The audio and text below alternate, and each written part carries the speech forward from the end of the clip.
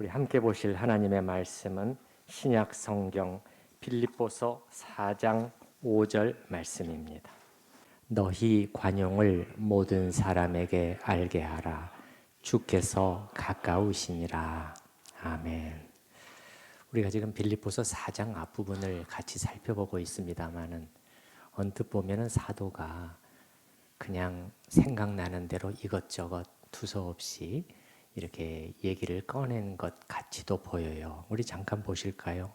2절, 3절에서는 유오디아 순두에 마음을 아파하세요 얘기하더니 4절에서는 기쁨을 얘기하고 5절 본문에서는 또 갑자기 관용을 얘기하고 또 6절에서는 또 염려하지 마라 이렇게 말하는 말씀들 이렇게 다 이렇게 서로 흩어져 있는 것 같지만은 사실은 논리적인 연관성 속에서 우리에게 주시는 말씀으로 보입니다. 자, 예를 들어 볼까요? 우리가 오늘 5절 이제 관용을 봅니다만은 이거는 2절과 무관한 게 아니라는 거예요. 같은 마음을 품는 거하고. 조금 이따 보시겠습니다만은 관용의 한 가지 중요한 특성이 뭐냐면은 자기의 권리를 내려놓는 거거든요. 자기의 권리를 내려놔야 2절에 한 마음이 되는 것이 비로소 가능해지는 것이죠. 또 이 5절의 관용은 4절의 기쁨과도 또 무관하지가 않아요. 만약에 성도 서로 간에 관용의 자세가 사라진 교회는 어떻게 될까요, 여러분? 관용이 거의 약해져 버리고 보이지 않게 되면 서로의 관계에 어려움이 생기게 되잖아요. 그렇게 되면 기쁨이 거치게 되는 것입니다. 여러분 생각해 보시기 바랍니다. 빌립보 교회 유오디아와 순두계의 마음속에 기쁨이 있었을까요? 어떻게 생각하십니까? 관용의 태도를 거부한 둘의 심령 속에는 벌써 기쁨이 사라져 있었을 것입니다. 그들의 마음은 굳어 있고 관계는 깨지고 그들 안에 있던 성령께서는 근심하시고 떠나셨으니 위로부터 오는 기쁨이 있을 수가 없는 것이죠. 관용과 기쁨과도 관련이 있죠. 또 4절의 기쁨과 6절과도 관련이 있어요. 염려하지 말고 염려와 기쁨이 또 무관하지가 않아요. 우리가 어떤 걱정거리에 휘둘리게 되면 이 걱정거리라는 것이 주님과 나와의 사이를 탁 막아버리는 거예요. 셔터 문이 내려지는 것처럼 철커덕 내려지면서 주님의 임재가 거쳐버리고 그 걱정거리가 우리를 엄습해 오면서 이 주님으로 말미암는 기쁨도 막혀버리게 된다는 거예요. 그래서 사도는 정말 이 모든 연관성이 있는 것들을 우리에게 지금 가르쳐주고 있다는 것을 우리가 기억을 하시면서 오늘 5절에 나오는 관용에 대해서 한번 같이 살펴보십시다. 로이드 존스 목사는 4절과 5절을 비교하면서 어떤 것이 더 힘들까 생각해 봤답니다. 어떤 것이 더 힘들까요? 4절은 기뻐하라. 5절은 관용하는 자세를 가지세요. 자기는 5절이 더 힘들 것 같답니다. 자기가 개인적으로 혼자서 성경을 읽다가 기뻐하세요. 이 말씀을 접하고 주님을 기뻐하는 것은 그렇게 어려운 일은 아니지만 다른 사람과의 관계 속에서 어려운 어떤 상황에 부딪혔을 때 관용의 자세를 계속 유지해가는 것은 더 어렵다는 것이죠. 또 로이드 존스 목사는 이렇게도 둘을 비교를 해요. 기쁨이라는 것은 자기를 표출해내는 것이라면 관용이라는 것은 어떻게 보면 자기를 절제하고 누르는 것이니 더 힘들 수가 있다는 거예요. 또 4절은 주님을 바라보라 한다면 오늘 5절은 주님처럼 되라 그런 주문이라는 거예요. 내가 주님을 바라보면서 주님을 기뻐하는 것은 그렇게 어렵지 않을 수 있을지 모르지만 주님처럼 되라 5절에 관용의 주님처럼 되라 이것은 더 어려운 주문인 것은 사실이라는 것이죠. 자, 이제 우리가 관용이 무엇인가를 보기 전에 먼저 관용이 아닌 것을 잠깐 좀 얘기하고 넘어가야 될 것 같습니다. 이 성경 본문에 나오는 이 관용, 여기뿐만 아니라 신약 성경 여러 곳에서 이 단어가 나타나고 있는데요. 이것을 그냥 천성적으로 착해서 누구에게도 싫은 소리를 못하고 어떤 반대도 할 수가 없고 그저 그냥 늘 평화주의, 이게 관용일까요? 성경에서 주님께서 그렇게 살라는 것일까요? 오늘날에도 여러분 생각해 보시기 바랍니다. 이거는 기독교의 진리와도 맞물려 있는 것이거든요. 우리 기독교에 대한 가장 맹렬한 공격의 말 중에 하나가 무엇인지 아십니까? 도무지 관용의 자세가 없고 독선적이라는 거예요. 어떻게 자기들이 말하는, 주장하는 그것만 그 유일한 이 길이라고, 그 유일한 구원의 길이라고 그렇게 말할 수 있느냐? 이거는 이 오만과 독선이다. 그렇게 공격을 해오거든요. 그러면 우리가 그런 말을 듣고 그래 정말 그런가. 사도 바울도 여기서 너희 관용을 알게 하라고 했는데 하고 흔들리게 된다면 우리는 바울이 말하고 있는 관용에 대해서 전혀 오해하게 된다는 것이에요. 바울 자신을 여러분 생각해 보십시다. 바울은 정말 사랑과 온유의 사도로 주님을 닮아서 섰던 것이 분명한 사람이에요. 우리 지난번에 봤잖아요. 그 유오디아와 순두개를 향해서도 자기의 권위로, 영적인 권위로 꾸짖고 명령할 수도 있었지만은 유오디아 자매 부탁합니다. 순두개 자매 간청합니다. 내가 이렇게 간청합니다. 그렇게 할 정도로 그러한 그 온유한 사도였지만은 또 우리는 바울의 어떤 모습을 보게 됩니까? 만약에 복음의 진리를 왜곡하는 어떤 시도가 있었다. 그 주님의 십자가의 공로를 그 물타기에서 이 살짝 변질시켜 버리려는 시도가 있었다. 그럴 때는 절대 용납하지 아니하고 물러서지 않는 그런 모습을 보이지 않습니까? 갈라디아서에서는 어느 정도까지 표현을 하죠? 우리든지 혹은 천사라고 할지라도 이 복음 외에 다른 어떤 복음을 너희에게 전한다면 어떻게 될지어다? 저주를 받을지어다. 그렇게까지. 그러니까 이 사도 바울이 말하는 관용이라는 것이 그냥 평화주의, 그거는 아니라는 것을 우리는 알 수가 있어요. 여러분, 우리 그 위에 빌립보서 4장 1절 맨 뒤에 말씀을 보시면요. 이와 같이 주 안에 서라라고 했어요. 제가 말씀드렸잖아요. 서라 앞에는 무슨 단어가 사실상 암시되어 있냐면 굳건하게 흔들리지 말고 서야 됩니다라는 이런 권면이 있는데 이것은 무슨 뜻을 또 포함하고 있느냐. 여러분이 믿고 있는 복음의 진리 안에 흔들림 없이 여러분 서 있어야 됩니다. 이 당부와도 같이 포함되어 있는 거예요. 왜 그렇죠? 그때도 그렇고 지금도 그렇고 늘 이것을 흔들려는 세력 속에 우리는 둘러싸여 있거든요. 형태만 다를 뿐이에요. 오늘날 20세기, 21세기의 이 포스트 모더니즘이 이 젊은이들의 이 마음을 강하게 사로잡고 이 새로운 20세기 신무신론자들이 얼마나 설득력 있게 그들을 성경을 비판하고 그렇게 하면서 기독교를 막 하든지 그 젊은이들이 이게 참 우리가 많이 기도하지 않으면 그런 분위기 속에서 기독교 신앙을 유지해내기가 어려울 정도예요. 그래서 주 안에 견고히 서는 것이 또 관용하는 사람은 이렇게 하는 거라는 거예요. 그래서 여러분 우리가 사도 바울이 여기서 말하는 관용이 아닌 것을 먼저 확인했습니다. 그러면 관용인 것, 성경적인 관용이란 것은 무엇이냐 하는 것을 이제 살펴볼 텐데 우리말로 우리가 관용 그러면 어떤 느낌이 드시나요? 그 우리말 사전에 보게 되면 관용의 의미를 이렇게 정의를 해놨습니다. 마음이 넓어 남을 너그럽게 받아들이거나 용서하는 것이다.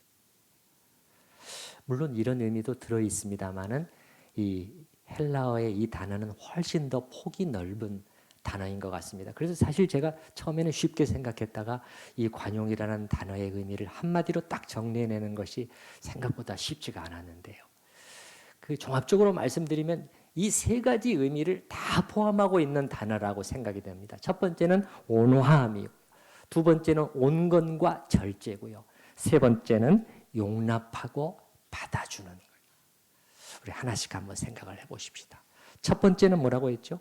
온화함이라는 거예요. 온화하고 부드러운 태도가 라는 것이 이 관용하는 사람의 글을 말할 때 그 안에 의미가 그 전제되어 있는 것인데요.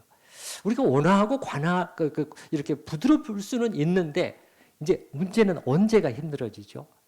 우리에게 어떤 종류의 어떤 말하자면은 좀 안 좋은 말, 또 어떤 음해성 말, 또 어떤 모함, 어떤 직접적인 공격. 이제 이게 들어올 때는 이게 쉽지가 않습니다. 우리 교회 안에 이게 참 없으면 좋은데 우리가 다 죄인인지라 이게 나타나는 거예요. 그래서 수시로 나타나요. 저도 들으면 마음이 너무 괴롭죠. 그 성도님이 그렇게 하시면 안 되는데 또 뭐 기도할 수밖에 없지만 또 그걸 또 그 상대방을 또 성도님 생각하면서 또 이 마음이 참 부담이 큰 것이죠. 근데 이럴 때가 우리가 문제란 말이에요. 그런 일이 안 생기면 좋지만은 당했을 때 그런 경우에도 예민하고 이 관용이라는 것은 격하게 반응하지 않고 온화한 태도를 유지하는 것을 말하는 것이에요. 여러분, 이런 의미에서 관용이라는 것은 온유와도 관련이 있는데요. 예민하고 격하게 반응한다는 것은 무엇입니까? 그냥 마음이 쉽게 상하는 거예요. 그냥 불쾌하게 여겨지는 것입니다. 예. 근데 이것도 물론 사람에 따라 성격에 따라 좀 차이는 있는 것 같습니다. 아무래도 개인의 성격이 더 예민하고 섬세한 분들일수록 이게 무딘 성격의 사람들에 비해서 이 자신을 향한 어떤 공격이 느껴졌을 때 마음이 쉽게 상하고 그리고 그것 때문에 그냥 굉장히 괴로워하고 더 훨씬 더 괴로워하고 고통스러워하고 이렇게 마음이 무너지는 그러다 보면은 이 더 겉으로도 이제 격하게 이 반응이 나가게 되는 그런 경향이 있는 것은 사실이에요. 그래서 민감하고 섬세한 성격을 지닌 분들은 이것을 위해서 더 기도해야 될 것 같습니다. 주님의 긍휼히 여겨 주심을 위해서. 그렇지만 동시에 관용이라는 것은 단지 어떤 천성적인 그 성격으로 되는 일은 아니라는 거예요. 예, 자꾸 우리가 성경적인 관용과 우리의 선입견을 바꿔야 되는데 그저 그냥 허허 웃으면서 호인처럼 늘 잘 대해주는 거 그거하고는 좀 다르다는 것이에요. 성경이 말하는 여기 사도 바울이 너희의 관용을 알게 하시오 이렇게 말했을 때는 이게 그 예민한 사람이든 무딘 사람이든 간에 그 안에 그리스도로 말미암은 어떤 은혜가 있어야 바로서 이 관용을 실천할 수 있는 어떤 이거 하나의 영적인 성품이에요. 영적인 성품. 그래서 제가 설교 제목도 영적인 성품으로서의 관용이라고 했습니다. 주님과의 관계 속에서 형성되어가는 영적인 인격이 관용이에요. 로이드 존스 목사도 그래서 이렇게 말을 해요. 관용이 있다는 것은 관용이 있는 사람은 이 빌립보서의 관용을 말. 그리스도의 은혜가 그 속에 있어서 그리스도의 은혜 요즘 쉬운 말로 설명하면은 이 영적인 내공인 것이죠. 그리스도의 은혜가 그 속에 있어서 어떤 공격도 잘 소화해 내며 그로 인해 걱정하지 않는다는 뜻입니다. 쉽게 속상해하지 않고 인내하며 견디고 오래 참는다는 뜻입니다. 바울은 정말 이 온유와 관용의 사도였다고 제가 말씀을 드렸는데 이걸 누구에게서 배웠을까요? 말할 필요도 없이 주님에게서 배운 것 같습니다. 그래서 고린도 교회에서 그 교인들을 향해서 사도 바울이 그 고린도 교회 교인들 그 중에는 바울을 폄훼하고 그러한 그 교인들 또 일부 지도자들도 있었어요. 근데 그들을 향해서 뭐라고 말합니까? 나 바울은 이제 온유와 관용으로 친히 여러분에게 권합니다. 이렇게 말할 수 있는 사람이었어요. 근데 그 앞에 온유와 관용 앞에 한 단어를 덧붙인다. 그리스도의 온유와 관용으로. 그 바울이 이것을 주님에게서 배웠다는 것을 우리가 알 수가 있는 것이죠. 주님의 온유와 관용을 바울은 늘 생각했다는 것이죠. 그럼 우리가 주님의 온유와 관용을 생각했을 때는 어떤 삶, 우리가 보이잖아요. 선지자가 말한 것처럼 털 깎는 자 앞에 잠잠한 어린 양같이 그렇게 가셨던 분. 그리스도의 영이, 그러한 그리스도의 영이 우리 안에 계신 성령님이, 그 성령님이 온유하신 성령, 비둘기같이 온유하신 성령님이 우리 안에 계신, 우리 이 포악한 성격을 주님께서, 이 그리스도, 이 성령께서 이 감당하셔요. 그 주님께서 어떻게 온유한 삶을 사셨는가 했을 때 사도 베드로는 이렇게 말을 해요. 욕을 당하시되 맞대어 욕하지 않으셨다. 여러분, 주님께서 예수님처럼 그 공격과 음해와 위협과 이 모욕에 노출된 분이, 이 노출된 인간이 과연 지구상에 있었을까요? 우리 같으면은 주님이 당하신 이러한 이 공격과 이 모욕과 음해와 이 그 위협과 이런 것들 중에 극히 일부만 당할지라도 어떻게 돼요? 못 견뎌할 것입니다. 못 견뎌할 것입니다. 죽을 것만 같을 것입니다. 근데 주님께서는 욕을 당하시되 맞대어 욕하지 아니하시고 위협 고난을 당하시되 위협하지 않으셨다. 바울은 이 주님을 본 거죠. 이 주님을 계속 보면서 그 주님을 점점 닮아가게 됐던 것이지요. 첫 번째 관용의 의미는 온화하고 부드러운 태도. 두 번째는 온건과 절제라고 제가 말씀드렸습니다. 온건과 절제가 이 관용하고 직접적인 관계가 없는 것 같지만 영어의 킹 제임스 성경은요, 이 단어를 관용으로 번역하지 않고 온건, 절제 그 단어로 번역을 해놨더라고요. 이게 관계가 있다는 거죠. 왜 그렇죠? 조금 전에 그 온화한 태도를 우리가 유지할 수 있으려면은 자기 절제가 필요하다는 거예요. 특히 자기의 마땅한 권리까지도 내려놓을 수 있는 그러한 마음 자세가 있어야 비로소 관용으로 자세로 우리가 대할 수 있게 된다는 거예요. 이제 로이드 존스 목사도 그래서 이 권리 주장하고 관용하고 관계가 있다는 거예요. 그분의 말을 제가 직접 읽어 들어볼게요. 관용이 있는 사람은 자기 권리를 끝까지 꼬박꼬박 주장하지 않습니다. 중요한 것은 굳세게 지키되 그렇지 않은 것은 합리적으로 처리할 줄 아는 능력입니다. 내 몫을 최후까지 주장하는 것이 아니라 마땅하지만 당연하지만 그렇게 하지 않는 것이 관용이라는 거예요. 때로 필요하다면 교회와 다른 이들을 위해 무엇보다 주님을 위해 사랑하는 주님을 위해 마땅히 누릴 권리까지 양보하는 것이 관용이라. 이게 두 번째고요. 그다음에 세 번째는 뭐냐면은 관용은 용납하고 받아주는 것입니다. 용납한다. 그럼 나와 다른 거, 나와 다른 의견, 나와 다른 스타일의 사람, 이것을 내가 이 용납하고 수용해 주는 거예요. 나의 어떤 고정된 틀을 딱 형성하고 이것과 조금이라도 맞지 않으면 나 함께 할 수 없어. 이렇게 되면은 이게 관용하는 자세가 아니라는 거예요. 또 어떤 의미도 있는 거예요. 나에게 잘못하고 상처를 준 그 사람을 이렇게 넓은 마음으로 용서하고 받아주는 것도 이 관용의 의미 속에 들어있다고 봅니다. 방금 제가 넓은 마음이라는 표현을 썼는데 정말 사도 바울은 마음이 넓은 사람이었거든요.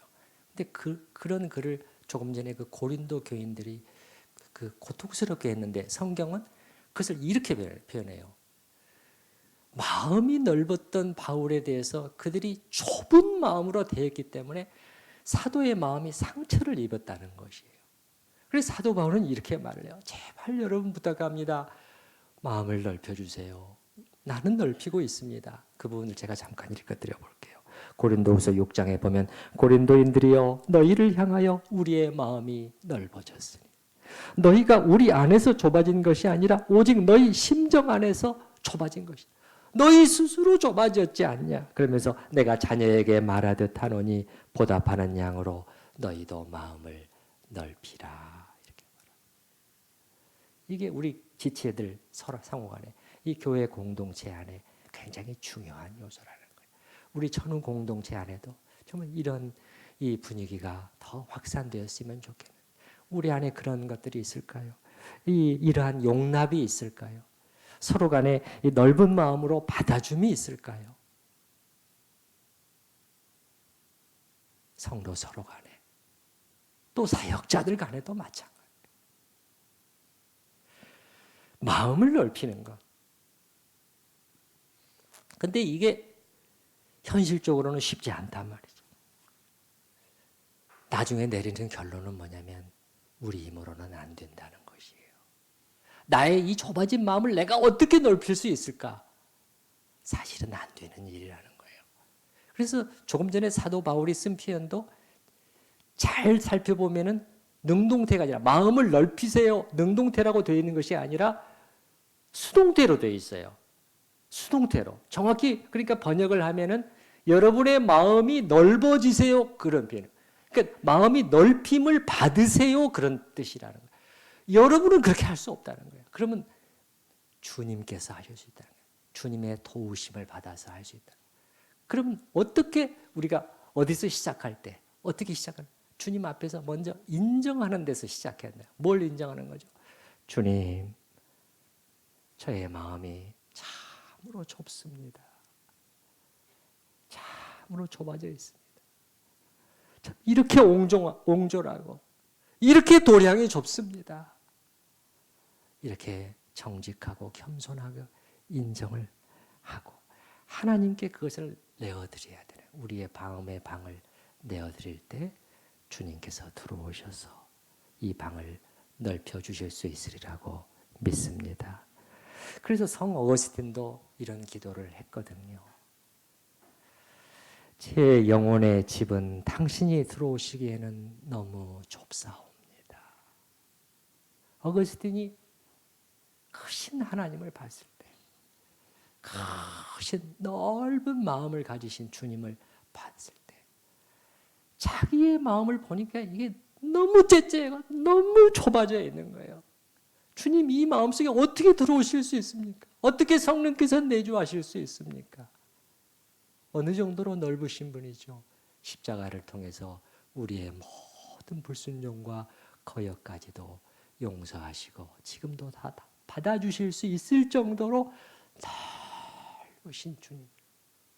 그래서 어거스틴의 기도는 제 영혼의 집은 당신이 들어오시기에는 너무 좁사오니 당신이 그것을 넓혀 주시옵소서.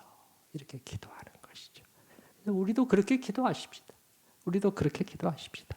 오 주님, 제 마음의 방에 들어오셔서 이 좁디 좁아져 버린 이 마음의 방을 주님처럼 넓혀 주소서. 이렇게 우리가 기도할 수 있기를 바랍니다. 그래서 세 가지를 살펴봤습니다. 이 세 가지 전부 다는 아니에요. 어떤 학자들은 더 몇 가지를 덧붙이기도 합니다만 제가 볼 때는 첫 번째 온화하고 부드러움, 두 번째는 온건과 자기절제, 세 번째는 용납하고 받아주는 것이 관용의 의미 속에 들어있는 것이다 하는 것을 말씀을 드렸어요. 그 다음에 우리가 살펴볼 것은 뭐냐면 관용의 대상, 누구를 향해서 우리는 관용의 모습을 보여야 되는가. 그 말씀에 나와 있어요. 오늘 5절 말씀을 보시게 되면 사도 바울은 누구를 향해 관용하라고 말하고 있죠? 누구를 향해서? 모든 사람에게. 따라서 해보십시다. 모든 사람에게. 그러면 이거는 제가 볼 때는 두 가지 의미가 다 들어있다고 생각합니다. 우리 믿는 형제 자매들을 당연하지만은 모든 사람이기 때문에 바깥 사람들, 안 믿는 사람들도 포함이 되는 것이고요. 또 이런 의미도 있다고 생각해요. 나에게 잘해주는 사람에게 뿐만 아니라 그렇지 못한 사람을 향해서도 관용하라는 거예요. 모든 사람이잖아요. 우리는 이제 당신이 나에게 관용을 베풀었군요. 그러니까 나도 이렇게 그렇게 해드릴게요. 당신이 나에게 불관용으로 대했으니 나도 똑같이 대해주겠어. 이게 아니라는 거야. 이거는 아직 신약 성경의 높은 윤리적인 수준에 미치지 못하는 것이에요. 이게 세상이 따라오지 못하는 것이죠. 세상이 따라오지 못하는 것. 그래서 사도 베드로는 어떻게 그걸 표현했죠? 종들아 사환들아 너희 주인들에게 육신의 상전들에게 복종하되 어떻게 해라? 선하고 관용하는 자들에게 뿐만 아니라 그 반대도 해야 된다. 주인이 못했어도 까다롭게 굴어도 까다로운 자들에게도 그리하라. 그러면서 그 다음에 부당하게 고난을 받아도 하나님을 생각함으로 참으면 이는 아름다운 것이다. 주님이 그것을 보고 계신다는 것이죠. 그래서 관용의 대상을 살펴봤고 그 다음에 또 이제 5절 말씀에 보면은 그 다음에 보시게 되면 너희 관용을 모든 사람에게 그 다음에 뭐라고 나와 있습니까? 알게 하라는 거예요. 알게 하라. 모든 사람이 너희의 관용을 알게 하라. 알 정도가 그 정도가 돼야 된다는 말씀이겠죠. 그러면 이거는 저도 또 두 가지 다 해당이 된다고 해요. 개인적으로도 그렇게 또 어떤 집단적으로도 해당이 된다고 생각해요. 개인적으로도 알 수 있어야 돼요. 그 정도까지 가야 된다는 거예요. 관용의 자세가. 우리 교회 안에서도 우리가 볼 때 누구든지 알고 인정할 수 있을 정도로 저분은 참 저 교역자는 저분은 저 성도님 저 장로님 저 권사님 참 넓으신 분이야. 여기까지 가야 된다는 것이겠죠. 또 집단적으로도 마찬가지. 집단적인 교회적인 거죠. 교회의 관용을 세상이 알 수 있도록 해줘야 된다는 의미도 저는 이 속에 포함되어 있다고 생각을. 세상이 우리들을 볼 때 그리스도인들은 마음이 넓은 사람이구나. 이렇게 볼 수 있어야 된다는 거예요. 제가 그 근거는 말씀드렸잖아요. 우리는 이유가 있는 사람들. 우리는 천지의 주인이시고 그걸 다스리시는 하나님이 우리의 아버지가 아니십니다. 우리 편이시라는 거예요. 그리고 우리는 누가 뭐래도 진짜를 우리 안에 참 진리를 우리는 가지고 있는 사람들이니 우리는 좀 여유를 가지고 넉넉한 모습을 보여줄 수 있는 게 좋다는 거예요. 그러면 이제 좀 종합적으로 제가 한번 구체적인 제안을 해볼게요. 세상을 향해 우리의 이 그 넓음을 알게 하는 것에 세 가지 정도 실천적인 제안을 간단하게 말씀드립니다. 첫 번째는 뭐냐면은 조금 전에도 말씀을 드렸습니다만은 양보할 수 없는 그 기독교의 그 핵심적이고 본질적인 진리들에 대해서는 물러서서는 안 됩니다. 이거는 굳게 지켜내야 된다는 거예요. 그러면 어떤 것들이 그런 것들이 있나요? 예를 들어서 예수님이 누구신가? 그분은 참 하나님이실 뿐만 아니라 참 사람이시다. 그리고 그분은 동정녀에게서 성령으로 말미암아 잉태되신 분이다. 오늘날 이 자유주의 신학이 들어온 이후로 이것을 가볍게 부인해버려요. 자연적인 탄생이라는 거예요. 모든 인간과 똑같은. 우리 용납할 수 없는 것이죠. 사도신경에 나와 있는 것처럼 성령으로 잉태하사 동정녀 마리아에게 나셨습니다. 또 이 그리스도로 말미암은 구원의 유일무이한 길, 예수 외에 다른 길은 없다. 다원주의 무슨주의 뭐가 누가 뭐라고 말을 해도 분명하게. 그리고 성경, 또 이 성경이 영감된 하나님의 말씀으로서 오류가 없는 것이다. 우리는 이 성경에 대해서 뭘 넣고 빼고 판단하고 이런 자가 아니다. 우리는 해석이 되면 그 의미에 순종할 수밖에 없는 최종의 권위를 가진 책이다.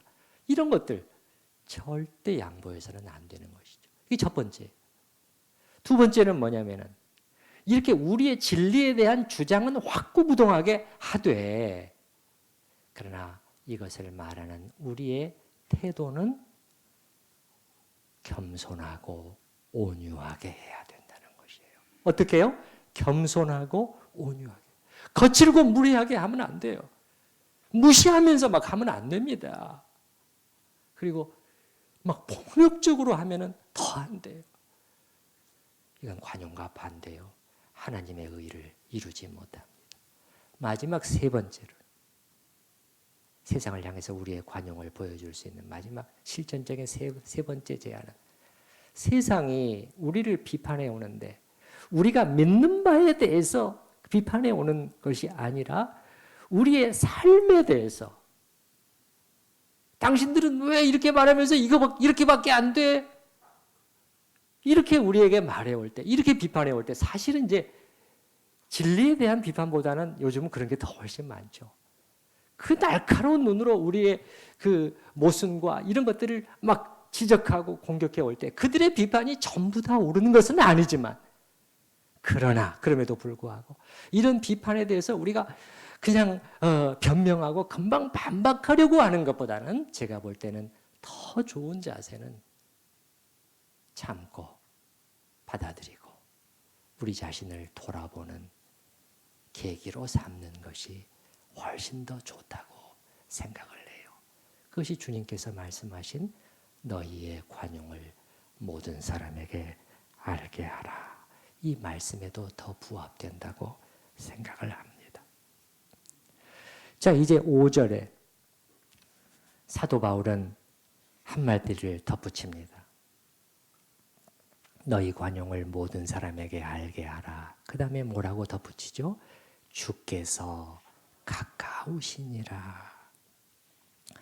이 말씀은 공간적으로 바로 가까이 계시다는 의미보다는 보통 시간적으로 해석을 합니다.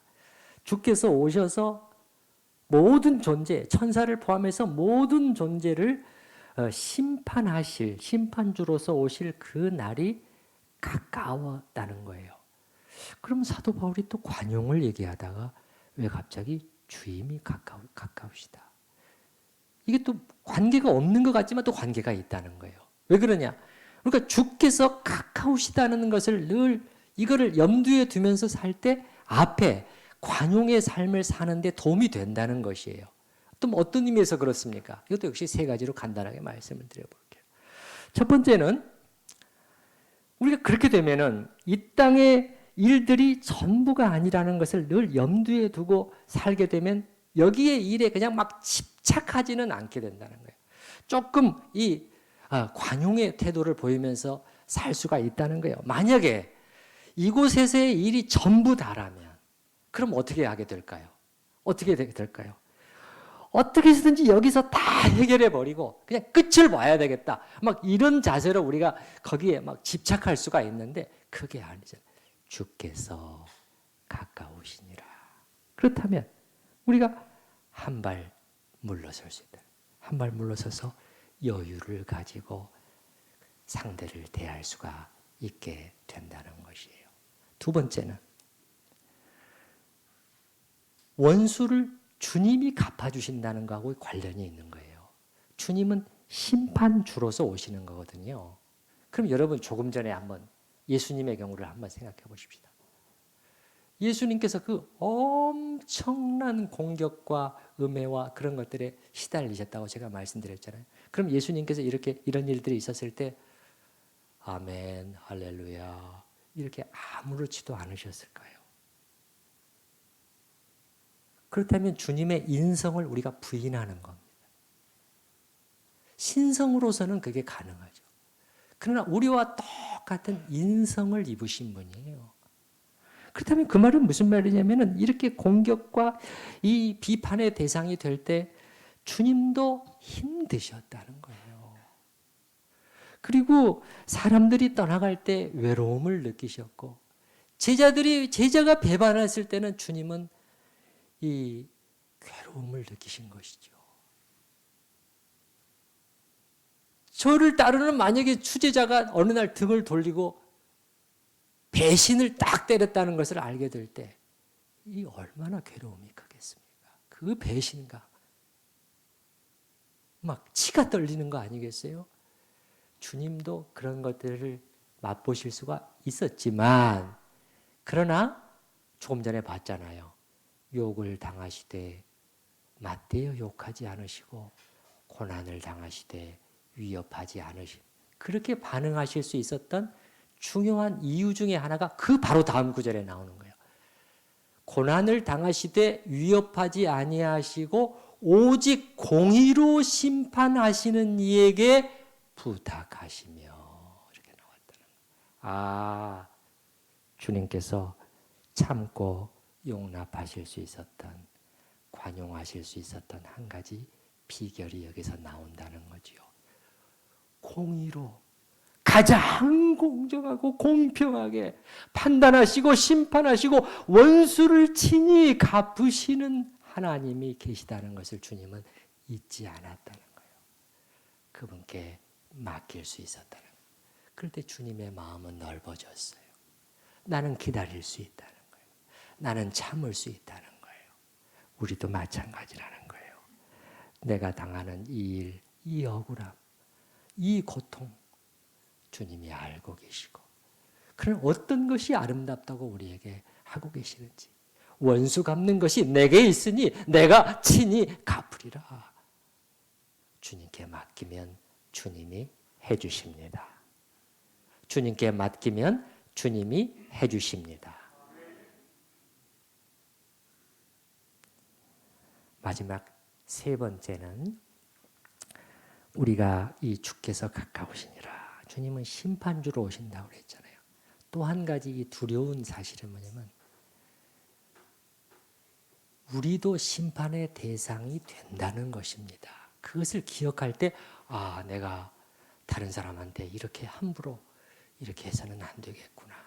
여러분, 이 사도 바울은 주께서 가까우시니라. 근데 사도 야고보는 이렇게 말해요. 심판주가 문 밖에 서 계시니라. 우리 그 말씀을 좀 잠깐 찾아봤으면 좋겠어요. 신약성경 야고보서 5장 8절인데요. 제 성경으로는 376페이지 근처입니다. 야고보서 5장 8절. 376페이지 근처입니다.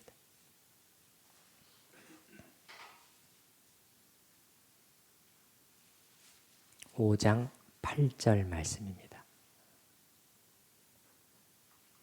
네, 우리 성도님들이 다 이렇게 성경을 다 협조해 주시고 가져와 주시고 또 같이 찾으니까 참 좋습니다. 8절에 보면은 너희도 길이 참고 마음을 굳건하게 하라. 그러면서 주의 강림이 가까우시니라. 사도 바울의 말 똑같잖아요. 주께서 가까우시니라. 그러면서 9절에 어떻게 말하고 있어요? 형제들아 너희끼리 서로 원망하지 말라. 그리하여야 심판을 면할 것이다. 우리도 이렇게 모질게 형제자매를 만약에 대하고 말을 내뱉어 버린 적이 있다면 이게 가벼운 일이 아니라 그리하여야 심판을 면하리라. 보라 심판주가 문 밖에 서 계시니라.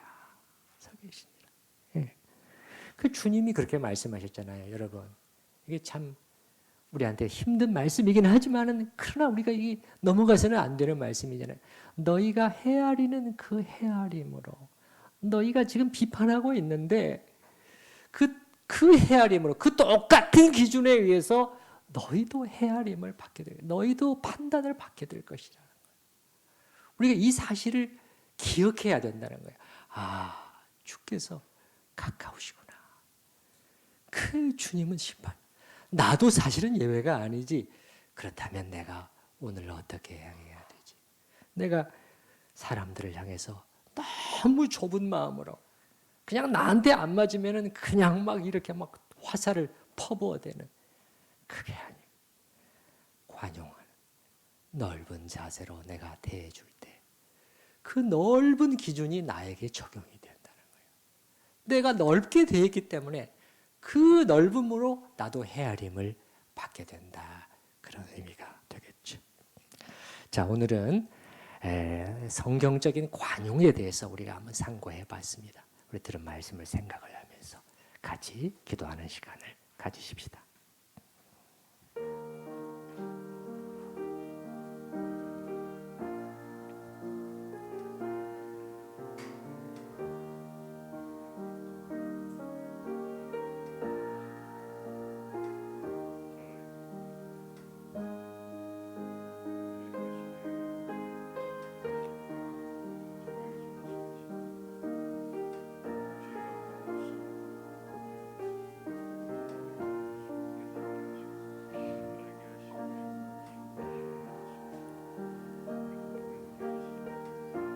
주여, 주여.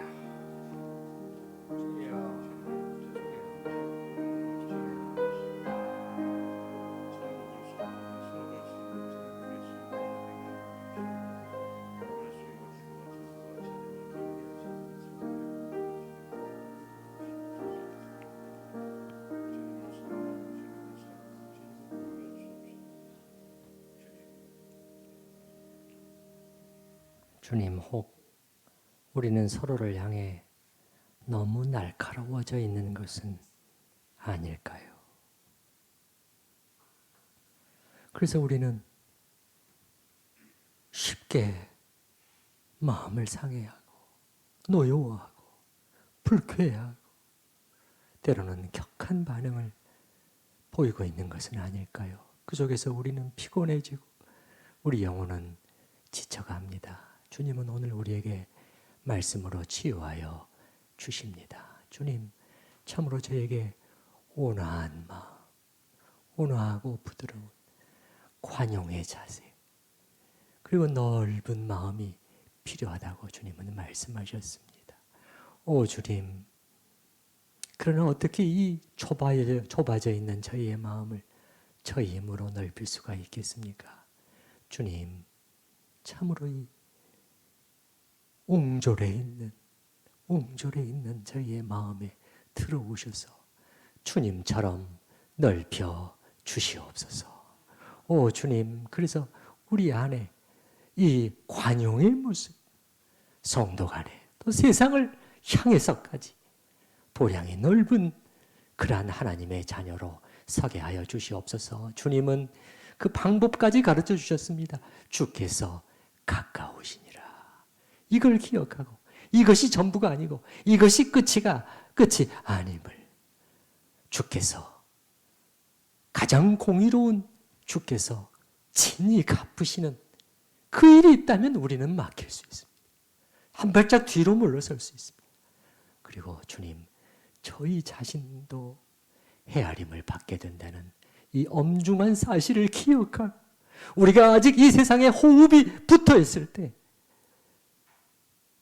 우리의 이웃들을 향해, 형제를 향해, 가족을 향해 주님, 우리가 잘못한 것은 찾아가서 먼저 용서를 구하게 하시고 그 안에 그리스도의 이 넓은 마음들이 오고 가고 흐르는 우리 교회가 되게 하여 주시옵소서. 예수님의 이름으로 기도드립니다. 아멘. 우리 찬송가 595장 같이 찬양하십니다. 595장입니다.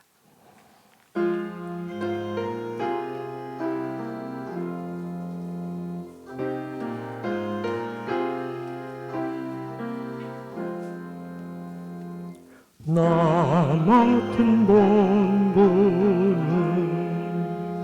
구주를 높이고 문명원 구원하도록 잘 인도함이라. 부르심 받들어 내 영질 섬기며 구주의 뜻을 따라서 내 정성 다하리. 주 앞에 모든 일 잘 행케 하시고 이후에 주님 배울 때 상 받게 하소서. 나 항상 깨어서 늘 기도 드리며 내 믿음 변치 않도록 날 도와주소서.